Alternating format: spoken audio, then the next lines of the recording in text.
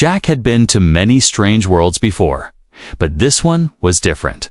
The sky was a pale green, and two suns painted the land in gold and silver light. He had come as part of a research mission, but he found something more interesting than rocks and plants. Her name was Zyra.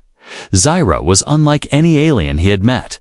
She was tall, graceful, with deep violet eyes that seemed to hold secrets.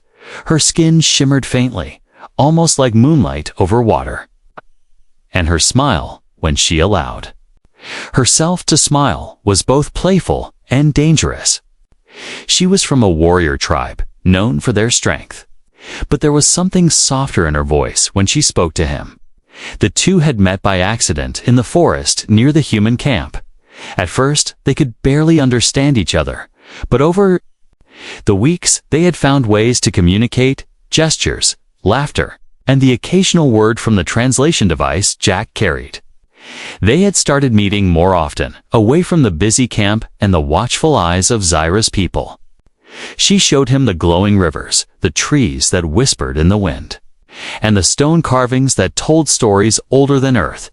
He showed her how to make a fire the human way, and taught her simple human jokes. Zyra didn't always get them, but she laughed anyway, a sound like wind chimes in the night. On this day, they were sitting by a stream, tossing small stones into the water. Jack was teasing her about how she had missed the last throw. "You call that aim?" He grinned. Zyra narrowed her eyes in mock challenge, leaned closer, and without warning, bit his arm. Her sharp alien teeth pricked his skin, making him jump back. "Hey, that hurt." He laughed, rubbing the spot. It wasn't bleeding. But he could see the faint marks of her bite. Zyra, however, wasn't laughing. She pulled back, her expression changing. Her playful eyes turned serious, and she looked away. "What? Was that too much?" Jack asked, confused. She didn't answer, instead glancing toward the trees where shadowy figures seemed to be moving. The hairs on the back of his neck stood up. Something felt wrong. Jack tried to brush it off. "Okay, so you bite when you lose a game, is that it?" He joked, but Zyra shook her head slowly. Her voice was quiet, almost fearful. "Not game," she said in broken English. Jack frowned. "Then, what was it?" Before she could explain, 3 alien warriors stepped out from the forest. They were taller than Zyra, wearing armor made of dark metal that caught the sunlight. Each carried a long spear with blades that hummed faintly. Weapons far more advanced than anything Jack had seen up close. Their eyes were fixed on him, and there was no warmth in them. One of them spoke in their language, his tone sharp. Zyra responded quickly, her voice firm but uneasy. Jack couldn't understand the words, but he understood the tension. The warriors' stares grew colder, their grip on their weapons tighter. Jack shifted his stance, ready to run if needed. Finally, the warriors turned and walked away, disappearing back into the forest. Zyra's shoulders relaxed, but only slightly. Jack stepped closer. "Okay, you're going to have to tell me what's going on," he said. Zyra hesitated, then glanced at the faint bite mark on his arm. Her voice was soft. "You? Chosen now. Chosen." Jack repeated. "Chosen for what?" Zyra's eyes met his, and for the first time since they met, Jack felt a shiver run down his spine. It wasn't fear of her, it was fear of what she wasn't saying. She took a step back, as if afraid of her own words. "Danger," she whispered. Much danger. The wind shifted, carrying with it the distant sound of drums. Zyra looked toward the horizon, where smoke curled above the treetops. Her hand brushed against his arm, light and quick. "Go back to your camp," she urged. Jack shook his head. "Not until you tell me what's going on." Zyra's jaw tightened, and for a moment, it looked like she might speak, but instead, she turned and walked away. Vanishing into the forest shadows, Jack stood there, the mark of her bite still tingling on his arm. He didn't know what it meant, but he could feel it. Something had changed. something he couldn't yet understand, and whatever it was already coming for him. The night air in the alien forest was cool and filled with soft glowing lights from insects that drifted between the trees. Jack sat near the campfire, staring at the faint bite mark on his arm. He had tried to sleep, but the memory of Zyra's serious face kept him awake. Her words echoed in his mind. You. Chosen now. Chosen for what? And why did it feel like trouble was already walking toward him? The other humans in the research camp didn't notice his unease. Most were busy sorting samples or running scans. Jack thought about telling them what happened, but something stopped him. Maybe it was because he didn't understand it himself. Or maybe because he didn't want anyone else getting involved in something that felt personal. A faint sound broke the quiet, the soft crunch of footsteps on leaves. Jack turned, expecting one of the team. Instead, Zyra emerged from the shadows, her violet eyes reflecting the firelight. She looked different tonight, tense and alert, her long braids swaying as she walked. Jack, she said in her careful broken English, we must speak. She sat across from him, glancing around as if making sure no one else could hear. You ask? About Bite, she began. Jack nodded. Yeah, you didn't exactly explain that part. Zyra's fingers touched the ground between them, tracing shapes in the dirt. In my people. Bite is not play, she said slowly. It is. Mark. Bond forever. Jack frowned, leaning forward. Bond. Like? Friendship. Her eyes met his, steady and unblinking. Not just friendship, she said. It mean. You mine, I yours. By law, Jack laughed in disbelief, but the look on her face told him she wasn't joking. You're serious, he said, his smile fading. Zyra nodded. Very serious, she explained as best she could in her tribe. Biting someone during a moment of connection was an ancient ritual. It bound two people together in a way that couldn't easily be broken. It was a claim, a promise, and a challenge all at once. Once marked, the person became the other's protector, and had to face any threats or trials that came their way. It was more than a gesture. It was a contract recognized by the tribe's highest laws. Jack rubbed his forehead. So, let me get this straight. You bit me, so now you're people. Think we're what, partners? Zyra tilted her head. More than partners. Life bond. Jack's stomach sank. And what happens if I don't go along with it? Her expression darkened. Then, dishonor, shame, and death. He blinked. Death. That escalated fast. Zyra's gaze was serious. Other males. They want bond with me if they see you, Mark. They fight until one is gone. Jack stared at her, his mind trying to catch up with the alien logic. So basically, you just painted a giant target on my back. Zyra looked away. Guilt flickering across her face. I not mean. I was happy with you. I forget rules. Silence hung between them for a long moment. Broken only by the crackle of the fire, Jack finally spoke. Okay, so what now? Zyra's answer was simple. You must fight 3 trials to prove bond. Jack laughed nervously. Fight. I'm not some gladiator. I'm here to study rocks. Zyra's lips curved into a small, sad smile. Rocks will not save you. Before Jack could respond, movement caught his eye at the edge of camp. 3 shadows stood just beyond the firelight, watching. When he turned his head to look directly, they melted back into the forest. Zyra's eyes followed them, and her voice dropped to a whisper.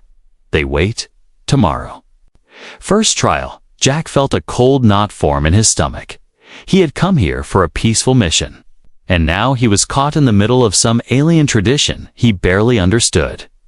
But one thing was clear. If he wanted to survive, he'd have to learn fast, and he'd have to decide whether he was fighting for his own life or for Zyra. Zyra stood, her silhouette framed by the fire's glow. "You should rest," she said softly. "Tomorrow." Everything changed. Then she disappeared back into the shadows. Leaving Jack alone with the fire, the bite mark on his arm seemed to burn a little hotter now, as if it knew the trouble coming with the sunrise. The night passed slowly for Jack. He lay on his bedroll, staring at the ceiling of his tent. Every small noise outside made him tense. He kept thinking about Zyra's words. Tomorrow? Everything changed. The idea of 3 trials and fighting alien warriors was still spinning in his mind. He wasn't trained for combat. He wasn't even supposed to be here for this kind of thing. Yet here he was, caught in a ritual he didn't understand. When the first light of the twin suns touched the camp, Jack stepped outside. The rest of the human team was busy with their normal work, scanning rocks, logging samples, and mapping terrain. No one else knew the danger he was in, and he wasn't sure how to explain it without sounding insane. He decided to keep quiet, at least for now. A shadow moved at the edge of the forest. Jack froze, his hand instinctively moving toward the small survival knife on his belt. The figure stepped forward. Zyra, she moved quickly, her eyes sharp and alert, without a word. She grabbed his arm and pulled him away from camp. "Come," she said firmly. "We cannot speak here." They walked deeper into the forest until the sound of the camp was gone. Only the wind in the trees and the distant call of strange birds remained. Finally, Zyra stopped beside a tall stone carved with ancient symbols. Her voice was low. "They will test you soon, but there is more you must know." Jack crossed his arms. "More? What could possibly make this worse?" Zyra's expression was grave. "It is not just fight, trials test body and heart. They will try to break you, make you fail. If you fail, they will take me away." Jack felt a strange twist in his chest at her words. He barely knew her in human terms, yet the thought of her being forced into someone else's arms made his jaw tighten. "Then I won't fail," he said without thinking. Zyra studied him for a long moment, her violet eyes searching his face. "You speak like warrior," she said softly, "but you are human, and humans do not know our ways." She stepped closer. Lowering her voice, "There are rules, unspoken rules. Do not turn your back in challenge. Do not show pain, and never, never refuse the offering." Jack frowned. "What offering?" Zyra's lips pressed into a thin line. "You will know when it comes. And you must accept it, no matter what." Before Jack could ask more, a sharp sound echoed through the trees, the beating of drums. Zyra's head snapped toward the noise. "They call you," she whispered, from the shadows. Several armored warriors emerged, their spears glinting in the morning light. Their leader spoke in a deep, commanding voice, his eyes locked on Jack. Zyra translated in a whisper, "They summon you to the first trial." Jack's mouth went dry. He glanced at Zyra. "I'm not ready." Her hand gripped his forearm, strong and warm. "No one is ready, but you must go." She leaned closer, her voice urgent. "Remember, they will watch every move. If you show fear, they will smell it." The warriors turned and began walking, expecting Jack to follow. Zyra walked beside him, silent but steady. They moved through twisting forest paths until the trees opened to a wide clearing. Dozens of Zyra's people stood in a circle, watching in silence. The air was heavy with expectation. In the center of the clearing stood a tall wooden structure, ropes hanging from its sides and strange glowing stones marking the ground around it. "This is the trial of endurance," Zyra whispered. "You must cross the field and climb to the top without touching the glowing stones. They are traps. Some will shock you. Some will burn, and warriors may try to stop you." Jack swallowed hard. "Sounds fun," he muttered.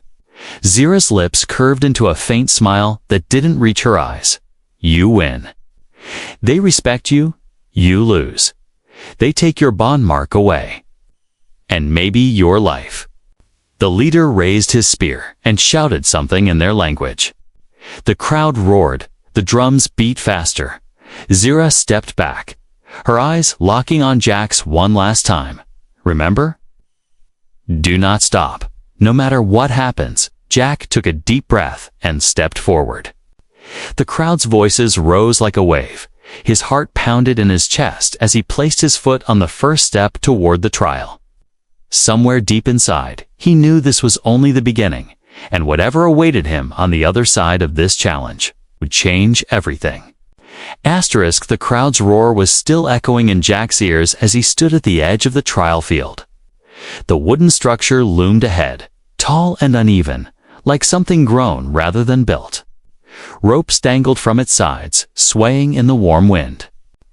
The ground leading to it was covered in glowing stones, their light pulsing like a heartbeat. Zira had said they were traps. Some would shock, some would burn. Jack didn't know which was worse. The leader of the warriors stepped forward. His armor catching the sunlight, he raised his spear high, then slammed its butt into the ground. The drums stopped for a long moment. The clearing was silent. Then the leader gave a sharp nod and the trial began. Jack stepped forward cautiously. He could feel the eyes of the entire village on him. The first few steps were easy, the stones spaced far apart. He moved carefully, placing his feet on patches of bare earth between them. But then, a sudden movement to his right made him flinch. One of the warriors had stepped into the field, blocking his way. The man's spear was pointed at Jack's chest.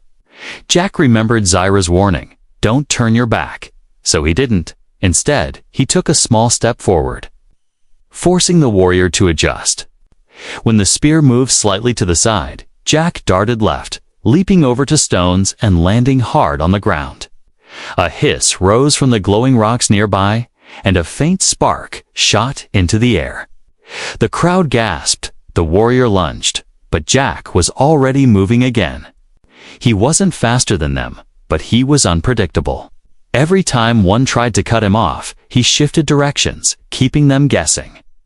The glowing stones forced him into narrow paths. It was like running through a minefield with predators circling. Halfway across the field, his foot slipped. He hit the ground, and his hand brushed the edge of a glowing stone. Pain shot up his arm, sharp and electric. He bit back a cry, remembering Zira's warning not to show pain. His teeth clenched. He pushed himself up and kept going. Now two warriors moved to block him. They came from opposite sides, their spears ready. Jack pretended to hesitate, then suddenly ran straight toward the one on the left. At the last second, he dropped low. Sliding on the dirt between two glowing stones, the move made both warriors stumble. Giving him enough space to push forward, the final stretch was the hardest. The ropes were just ahead. But the ground was covered with stones, so close together it seemed impossible to pass without touching them. Jack crouched low, scanning for any gap. Then he spotted it, a section where the stones were dimmer, their glow weaker. It wasn't much, but it was the only way through. He took a deep breath and leaped, landing on the barest sliver of dirt between the dim stones. They still buzzed faintly, but the shock was lighter than before. He kept moving. Climbing onto the wooden structure, the surface was rough and uneven, the wood twisting in strange shapes. The rope swung wildly, making the climb harder below. The warriors shouted, some threw small stones at him. Trying to knock him down, he kept climbing, his muscles burning, every time his grip slipped. He forced himself to focus on Zira's face. The memory of her warning, her trust in him, gave him strength. At last, he reached the top. The wind was stronger here, carrying the scent of the forest and the faint smoke of distant fires. He raised one hand in the air. The crowd was silent for a moment. Then a loud cheer rose up. Some voices were angry, others impressed. Zira pushed her way through the crowd to stand at the base of the structure. Her eyes met his, and for the first time since the bite, she smiled fully. Jack climbed down slowly. his legs trembling from the effort when he reached the ground. Zira stepped forward and touched his shoulder lightly. "You did well," she said softly. "They will not forget." But even as she spoke, Jack saw the warrior's leader watching him with cold eyes. There was no celebration in that stare. Only challenge. Jack knew this wasn't over. It had barely begun. The next trial would be harder and the stakes even higher. The cheering from the trial still echoed faintly in the air as Jack followed Zira away from the clearing. The warriors had allowed him to leave, but their eyes tracked his every step. Some were filled with grudging respect, others with open hostility. Jack could feel it. He had passed the first trial, but that only meant the next ones would be even more dangerous. They walked in silence for a while, the forest closing around them. Sunlight filtered through the tall, twisted trees, painting the ground in shifting patterns. Finally, Zira stopped beside a stream where the water glowed faintly in the dim light. She knelt and filled a small carved cup, offering it to Jack. He took it, the cool water easing the dryness in his throat. "Thanks," he said quietly. Zira's eyes lingered on him, her expression unreadable. "You fight well," she said at last. Jack gave a small laugh. "I almost got fried by those stones." "But you did not," Zira replied. "You learn fast." "That is good," Jack shrugged. "I'm just trying not to die." Her lips curved slightly, but there was sadness in her eyes. They sat by the stream, the sound of running water mixing with the distant hum of strange insects. Jack noticed the way Zira's hands moved, careful, graceful, as she cleaned a shallow cut on his arm. He hadn't even realized he was bleeding. "You didn't have to," he said. "I must," she answered simply. "Bond means care." "Always," Jack hesitated, then asked, "Why me, Zira? Out of everyone, why choose me?" She looked down at the water, her voice soft. "I did not plan when we met. I felt free. You speak to me like I am not just warrior, not just trophy. You laugh with me, like equal." Her words caught him off guard. He had seen her as fierce, yes, but also curious and kind. And now he understood. In her tribe, she was surrounded by people who only saw her as a prize. That thought made his jaw tighten. Zira's eyes lifted to meet his. "When I bit you." It was foolish, but also, it was truth. "I wanted you near, even if it meant breaking the rules." They sat in silence for a moment, the air heavy with unspoken thoughts. Jack found himself studying the way the sunlight caught in her hair, the way her violet eyes seemed to search deeper than words could reach. For a moment, the danger around them felt far away. Then a branch cracked in the distance, shattering the calm. Zira was on her feet instantly, her hand on the hilt of a curved blade at her hip. Jack stood. Scanning the trees, two young warriors stepped into view. Their faces hard, they spoke in sharp tones. Their eyes fixed on Jack. Zira replied in a low, dangerous voice. The exchange was short, but the tension was clear. When the warriors left, Zira turned back to Jack. "They say you will not survive." "Next trial," she said. "They hope you fail." Jack gave a dry smile.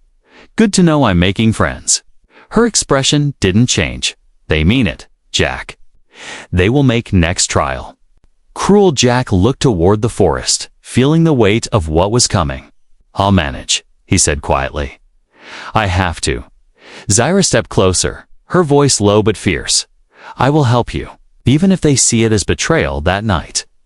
They stayed by the stream instead of returning to camp. Zira showed him fighting stances used by her people, how to move his feet quickly, how to use an opponent's size against them. She taught him how to read body language, the smallest twitch that warned of a strike. Jack tried to learn as much as he could, though his muscles ached from the first trial. As the twin moons rose above the trees, Zira finally sat back. "You will be ready," she said. Though her eyes held worry, Jack stretched, groaning slightly. "I'll be ready enough." Zira studied him for a moment, then reached out, resting. Her hand over the bite mark on his arm. Her touch was light, almost hesitant. "This mark. It changes everything," she murmured. "But I do not regret." Jack met her gaze, and for the first time, he felt the truth of what was happening. This wasn't just about survival anymore. It was about her, and if that meant facing whatever the next trial was, he would. Somewhere deep in the forest, the drums began again. Slow and steady, Zira's eyes darkened. They call for second trial. Jack took a deep breath, feeling the tension settle into his bones. Whatever bond had started between them, it was about to be tested in ways neither of them could yet imagine. The morning of the last trial came with a heavy sky. Dark clouds rolled above the village, casting long shadows over the ground. The air felt charged, as if the storm was waiting for the right moment to break. Jack stood at the edge of the main clearing, the crowd already gathered. Zira was beside him, her face set in a mask of calm. But her eyes gave away the worry she tried to hide. The warriors formed a wide circle, their armor glinting faintly in the dull light. In the center stood a man Jack hadn't faced before. He was massive, even for Zira's people, with broad shoulders, scarred skin, and eyes that looked like cold steel. Zira leaned closer, her voice barely a whisper. "That is Korvik, strongest of my people." Jack swallowed hard. "Let me guess, he doesn't like me." Zira's lips tightened. "He wanted bond with me. He will fight to break ours." The leader of the warriors stepped forward, raising his spear high. He spoke in a deep, commanding tone, his words rolling like thunder. Zira translated quietly. "Final trial, combat until surrender. Or death." Jack's pulse quickened. "No pressure," he muttered. The signal came without warning. A sharp beat of the drum. Korvik charged, his spear slicing through the air. Jack dodged, feeling the wind of the weapon as it passed his shoulder. The crowd roared, their voices a mix of excitement and bloodlust. Korvik swung again, this time forcing Jack back toward the edge of the circle. Jack's survival knife felt small and useless in his hand. He remembered Zira's training, footwork, reading movements, and focused on staying light. Every time Korvik lunged, Jack sidestepped, making the bigger man turn, forcing him to waste energy. But Korvik was relentless. A sudden kick from the giant warrior sent Jack sprawling to the dirt. Pain shot through his ribs. Korvik raised his spear for the finishing blow. Jack rolled, the blade slamming into the ground where his chest had been. Using the moment, Jack grabbed a handful of dirt and flung it into Korvik's eyes. The crowd gasped, some laughing, others shouting in anger. Korvik staggered back, blinking away the grit. Jack scrambled to his feet, breathing hard. "You fight dirty." Korvik growled in his own language, but the meaning was clear. Jack smirked. "Despite himself, I fight to live." Korvik came again, faster now, his strikes heavier. Jack blocked one, dodged another. But the third caught him across the arm. Blood welled from the cut, warm against his skin. He gritted his teeth and stepped back, keeping his guard high. From the corner of his eye, Jack saw Zira move closer to the circle's edge. Her hand was on the hilt of her blade, her body tense. She was watching not just the fight, she was watching for the moment things went too far. And Jack had the feeling that moment was coming fast. Korvik feinted left, then spun and slammed the butt of his spear into Jack's stomach. The air left Jack's lungs in a painful rush. He fell to one knee, gasping. Korvik raised his weapon again, this time aiming for Jack's head before the strike could fall. Zira stepped into the circle. The crowd erupted in shouts and protests. She spoke in her own language, her voice sharp and clear. Jack didn't know the words, but he knew the meaning. She was stopping the fight. The leader of the warriors stepped forward, his expression like carved stone. He argued with Zyra. Their voices rising, finally, the leader turned to the crowd, shouting something that made the noise fall to a tense silence. Zyra walked to Jack and helped him to his feet. Her voice was steady. I choose. I choose you. The words seemed to hang in the air. Some of the warriors looked shocked, others furious. Korvik's jaw tightened, but he lowered his weapon. The leader gave a slow nod and raised his spear high, declaring the trial finished. The crowd broke into a mix of cheers and angry voices. Jack leaned on Zyra as they left the circle, his body aching from the fight. You didn't have to do that. He said quietly. Yes, I did, she replied. Bond is not just trial. It is choice. As they walked away, the storm finally broke. Rain poured over the village, washing away the dust and blood, but Jack knew the tension was far from gone. Winning the bond had earned him a place at Zyra's side, but also enemies who would never forget. The rain poured in silver sheets over the alien village. Water streamed down the carved stone walls and filled the cracks in the dirt paths. The crowd was gone now, retreating to their shelters, but the echoes of the final trial still hung in the air. Jack and Zyra walked together through the muddy streets, her hands steadying him when his steps faltered. Every muscle in his body ached. But the sting of pain was nothing compared to the weight of the choice ahead. They stopped beneath the shelter of a wide stone arch. Zyra's eyes studied him, the violet depths unreadable. You fought as one of us, she said quietly. But you are still human, and your ship waits. Jack looked past her at the distant forest where the faint gleam of his camp's lights shimmered through the rain. He thought about the life he could return to, the safety, the familiar stars, the endless missions. To other worlds, but that life would mean leaving her here, bound to a people who had tried to tear them apart. Zyra seemed to sense his thoughts. If you stay, you will always be in danger, she warned. Some will never accept you. And if I go? Jack asked, her gaze dropped. Then I will be alone, and they will decide my fate. The rain's steady rhythm filled the silence between them. Jack felt a pull in his chest, stronger than fear, stronger than reason. He had met her by accident. But now every moment with her felt deliberate, as if the stars themselves had drawn their paths together. Footsteps splashed through the mud behind them. Jack turned to see one of the younger warriors approach. He carried a small leather satchel and a carved bone pendant that gleamed faintly in the dim light. He spoke in Zyra's language, his tone urgent. Zyra's eyes widened and she turned to Jack.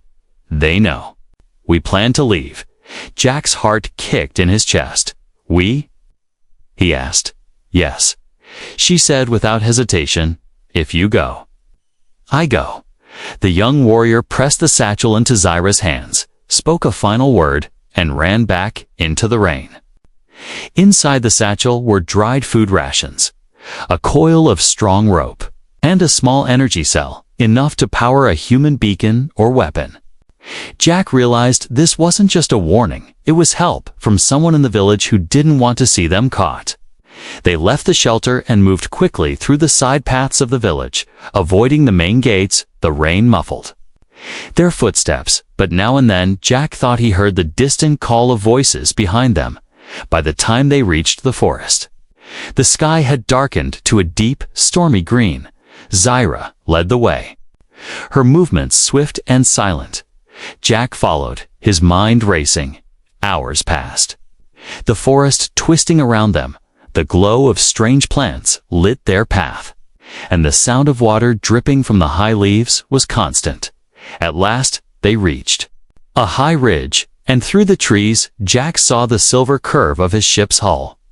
It was only a few hundred meters away, but the ground between them was open. No cover, no shadows, too easy for someone to spot them. Zyra scanned the area, then nodded. We run. They broke from the trees, their feet splashing through shallow puddles. Halfway across, a shout split the air. Figures appeared at the far edge of the clearing, armed warriors closing fast. Jack's breath burned in his lungs as they reached the ship's ramp. He slammed his hand on the control panel, and the hatch hissed open. Zyra glanced over her shoulder, then grabbed his wrist, pulling him inside just as a spear struck the hull with a ringing clang. The hatch sealed, and Jack stumbled into the cockpit. He powered up the engines, their deep hum filling the ship. Outside, the warriors shouted, their voices lost beneath the roar as the ship lifted from the wet ground. The trees dropped away, the village fading into the distance.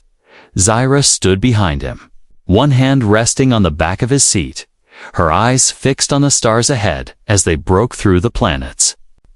Atmosphere. The rain turned to a faint memory on the glass. Jack glanced at her. "You're sure about this?" Zyra's lips curved into a small smile. "I chose you before the trials." The trials only proved it.